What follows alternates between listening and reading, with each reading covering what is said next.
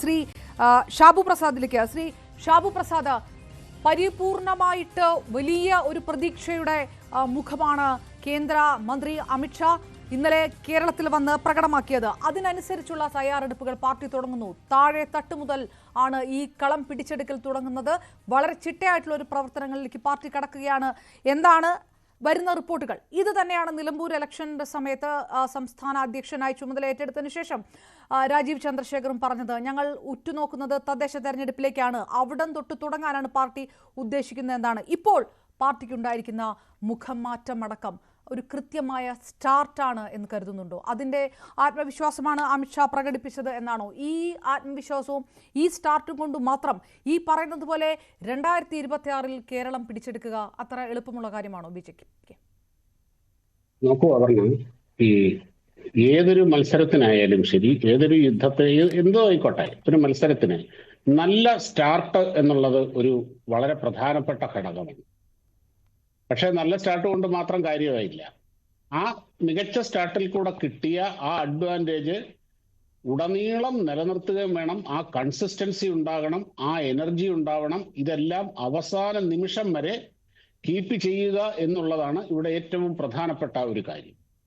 എന്തായാലും ഇപ്പം ഇത്രയും കാലം കണ്ട കാലം മുഴുവൻ, ഇത്രയും കാലം ഞാൻ മുഴുവൻ പറയുന്നില്ല, എന്തായാലും എനിക്ക് ഏകദേശം ഓർമ്മയുള്ള കാലം മുതൽ ഈ അടുത്ത കാലം വരെ, 2016 തെരഞ്ഞെടുപ്പ് വരെയൊക്കെ, 2011 ആ സമയം വരെയൊക്കെ BJP തെരഞ്ഞെടുപ്പിൽ മത്സരിക്കുന്നത് ഒരു രാഷ്ട്രീയ പാർട്ടി എന്നുള്ള നിലയിൽ ഞങ്ങൾക്ക് മത്സരിക്കണം, പരമാവധി ജനങ്ങളിലേക്ക് ഇറങ്ങിച്ചെല്ലണം, വോട്ട് കിട്ടണം എന്നുള്ള ആ ഒരു മനോഭാവത്തോടു കൂടിയാണ്. ജയിക്കുക എന്നുള്ള ആ ഒരു കില്ലർ ഇൻസ്റ്റിങ്റ്റോടു കൂടിയല്ല BJP വർക്ക് ചെയ്തിട്ടുള്ളത്. ഒരു യാഥാർത്ഥ്യം വേണം. ഒന്നറിയണം, ഇപ്പം മഞ്ചേശ്വരം അല്ലെങ്കിൽ തിരുവനന്തപുരം നോർത്ത്, സൗത്ത്, അങ്ങനെയുള്ള അല്ലെങ്കിൽ നേമം, ഇങ്ങനെയുള്ള ചില പോക്കറ്റുകളിലല്ലാതെ ഒരു സംസ്ഥാനത്തുടനീളം ജയിക്കുന്ന പാർട്ടി എന്ന ഒരവസ്ഥയിലേക്ക്, ആ ഒരു മൈൻഡ് സെറ്റിലേക്ക് വന്ന് BJP വർക്ക് ചെയ്തിട്ടില്ല എന്നുള്ളത് തന്നെയാണ് യാഥാർത്ഥ്യം. മത്സരിക്കുന്നു, തോക്കുന്നു, ആ ഒരു ഐഡിയോളജിക്കലുള്ള കമ്മിറ്റ്മെന്റിന്റെ ഭാഗമായി ആൾക്കാർ ഇലക്ഷന്റെ സമയത്ത് ഇറങ്ങി വർക്ക് ചെയ്യുന്നു. പക്ഷെ അത് മാത്രം പോരാ. ഈ ഒരു രാഷ്ട്രീയ പാർട്ടി എന്നുള്ള നിലയിൽ ഈ ഒരു മൈൻഡ് സെറ്റിനും, ആ മൈൻഡ് സെറ്റ് അവർക്ക് നൽകുന്ന എനർജി, ആ എനർജി പൊതുജനങ്ങളിലേക്ക് പകർന്നു കൊടുക്കുമ്പോൾ ഉണ്ടാകുന്ന മാറ്റം, ഇതിനൊക്കെ വളരെ വലിയ പ്രാധാന്യം. അങ്ങനെയാണ് BJP നോർത്ത് ഇന്ത്യ കീഴടക്കിയത്. നോർത്ത് ഇന്ത്യയിലും BJP ഓരോ സംസ്ഥാനങ്ങൾ ഓരോന്നായി കീഴടക്കും. ഒരു നോർത്ത് ഇന്ത്യൻ പാർട്ടി എന്നുള്ള ഇമേജ് ഒക്കെ BJPക്ക് എപ്പോഴോ പോയി കഴിഞ്ഞു. പശു ബെൽറ്റിൽ മാത്രമുണ്ടായിരുന്ന ഹിന്ദി പാർട്ടി എന്നുള്ളതൊക്കെ പോയി കഴിഞ്ഞു. ഒറീസ, ആസാം, ത്രിപുര, ബംഗാൾ, ഇങ്ങനെയുള്ളതൊക്കെ വളരെ ഭരിക്കുന്ന പാർട്ടിയായിട്ടും നിർണായകമായ ഒരു പാർട്ടിയായിട്ടും ഒക്കെ മാറിയത് ഈ ഒരു മൈൻഡ് സെറ്റ് ചേഞ്ചിൽ കൂടെ തന്നെയാണ്. 1-2% വോട്ടായിരുന്നു ത്രിപുരയിലുണ്ടായിരുന്നത്. അവിടെ ഇപ്പൊ കഴിഞ്ഞ 2 ടൈമായിട്ട് ഭരിക്കുകയാണ്.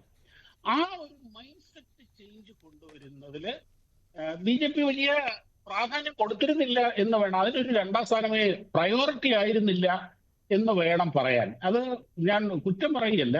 അതെന്തുകൊണ്ടാണെന്ന് പറഞ്ഞു കഴിഞ്ഞാൽ ആ ഐഡിയോളജിക്കൽ കമ്മിറ്റ്മെന്റ് അതിന്റെ മാക്സിമത്തിലും ഈ പറഞ്ഞ കാര്യം അതിന്റെ പ്രയോറിറ്റിയിൽ 2ാമതും വന്നു.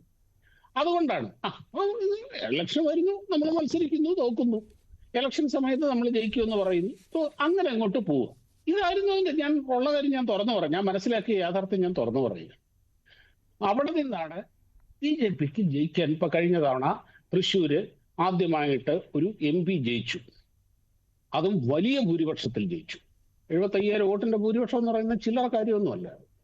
താമര ചിഹ്നത്തിൽ കേരളത്തിൽ നിന്ന് ജയിച്ചുപോയി. കേരളത്തിലുടനീളം 20% വോട്ട് ഷെയർ. അപർണ പറഞ്ഞ പോലെ 11 മണ്ഡലങ്ങളിൽ 1ാം സ്ഥാനം. ഞാൻ സമ്മതിക്കുന്നു, ലോക്സഭയിലെ വോട്ടിംഗ് പാറ്റേൺ അല്ല നിയമസഭയിൽ വരുന്നത്. പക്ഷെ നമ്മുടെ മുമ്പിലുള്ള അവസാനത്തെ ഡേറ്റ അതാണ്.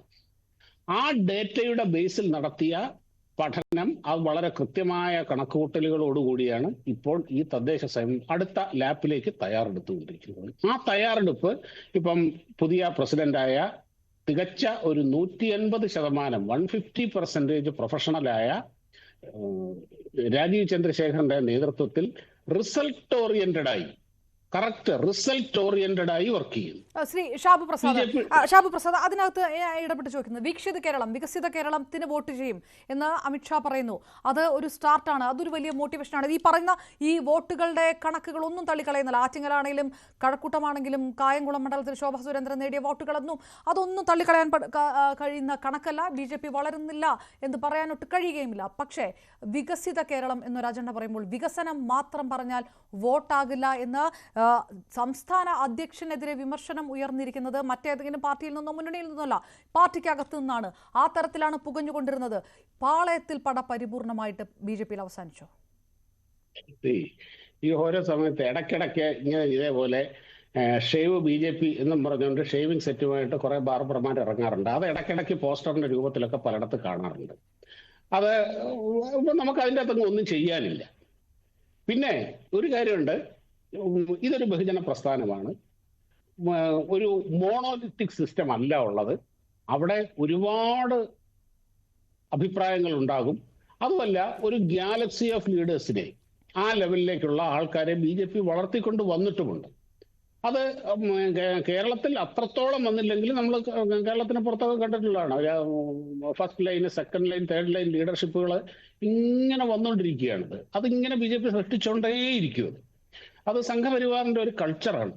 കേരളത്തിൽ അത് അത്രത്തോളം വന്നിട്ടുണ്ടോ എന്ന് ചോദിച്ചാൽ ഉണ്ടാവില്ല, ഞാനില്ല. പക്ഷേ അതിവിടെ ഉണ്ട്. അപ്പൊ അങ്ങനെ വരുമ്പോൾ ഇവരൊക്കെ ഇൻഡിവിജ്വാലിറ്റി ഉള്ളവരാണ്. ഇൻഡിവിജ്വാലിറ്റി ഉള്ളവർ എന്ന് പറയുമ്പോൾ അവർക്ക് അവരുടേതായ അഭിപ്രായങ്ങൾ ഉണ്ടാകും.